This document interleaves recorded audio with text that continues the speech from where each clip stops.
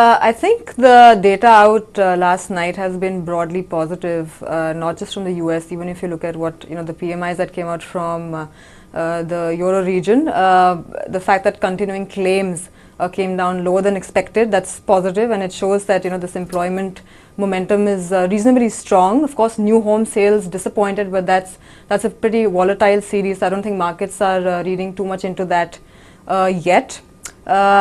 Going into the FOMC meeting next week, I think they're going to continue, of course, with the regular $10 billion tapering thing. And in addition, it's too soon right now, I think, for the Fed to really change its forward guidance.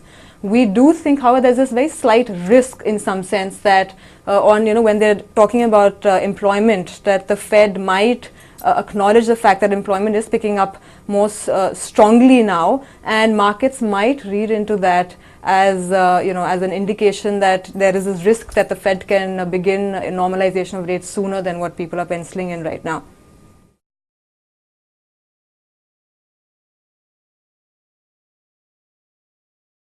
Well, I won't go so far as to say that it's entirely out of the woods, but yes, it is assuring. The Chinese government is trying to play this very fine balance, and it slows a bit, then they do a bit of stimulus, and now it seems that I would say it's sort of stabilized. I wouldn't really say it's entirely out of the woods, but yes, it's assuring. That's what I would say.